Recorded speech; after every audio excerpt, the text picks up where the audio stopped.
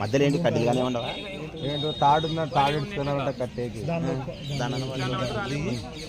దిగరు దాంట్లోకి ఎందుకు పోయిందా అమ్మా దిగే.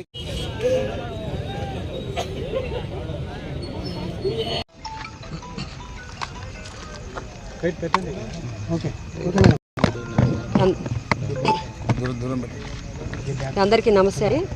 ఈరోజు మనకి కోట్లవారపల్లి సర్కిల్ దగ్గర ఫ్యాక్టరీలో పౌడర్ ఫ్యాక్టరీలో లోకేశ్వరమ్మ, హరిజన లోకేశ్వరమ్మ 40 years ఉంటాయి వయసు, ధర్మవరం గ్రామానికి చెందిన ఆమె. ఇక్కడ కూలి పని చేసుకుంటుంది రోజు. సో ఆ క్రమంలో ఈరోజు సాయంకాలం దాదాపు 4 గంటల టైంలో పౌడరు మిషన్లో బంకర్లో నిండిందా లేదా అని చూడడానికి ఎక్కింది.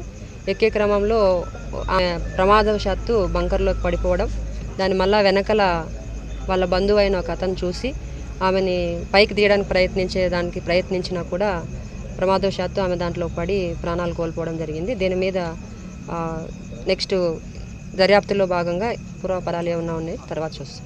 కేసు కట్టి తర్వాత ఇన్వెస్టిగేషన్ చేసి చెప్తాం. వీళ్ళకి ఏమైనా ఇన్సూరెన్స్లు అట్లా ఏమన్నా ఉన్నాయా మేడం? అవన్నీ కూడా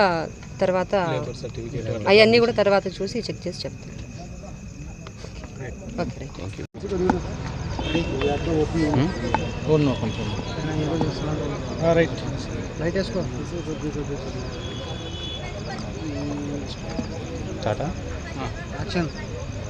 ఈరోజు డోన్లోని కోట్లవారిపల్లెలో ఉన్నటువంటి ఒక ఫ్యాక్టరీస్ ఏదైతే పౌడర్ ఫ్యాక్టరీ ఉందో దాంట్లో ఒకటి కలవరపరిచే సంఘటన జరిగింది.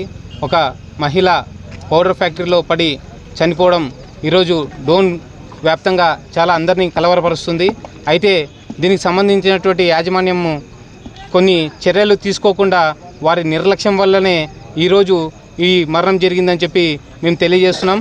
అయితే ఫ్యాక్టరీలో ఉన్నటువంటి కొన్ని ఏవైతే నియమ నిబంధనలు ఉన్నాయో వాటిని పాటించకపోవడమే దీనికి ప్రధానమైన కారణము. అయితే లేబర్ చట్టాలకు కానీ ఎటువంటివి ఫాలో కాకోకుండా ఇక్కడ ఉన్నటువంటి యాజమాన్యం ఇక్కడే కాదు డోన్ నియోజకవర్గంలోనే ఇట్లా మల్కాపురం గ్రామాలలో అయితే కావచ్చు, ఇక డోన్ అయితే కావచ్చు, అనేక పౌడర్ ఫ్యాక్టరీలు వారికి నచ్చిన విధంగా యాజమాన్యము వాళ్ళకి నచ్చిన విధంగా వీడున్నటువంటి లేబర్లతో వాళ్ళ జీవితాలతో ఆడుకుంటున్నారు. అయితే వీటి మీద చర్య తీసుకోవాల్సినటువంటి అధికారులు మాత్రం నిమ్మకు నీరెత్తినట్లు వ్యవహరిస్తూ ఈడ లేబర్ల పట్ల చాలా చిన్నచూపుగా వ్యవహరించడం చాలా బాధాకరం.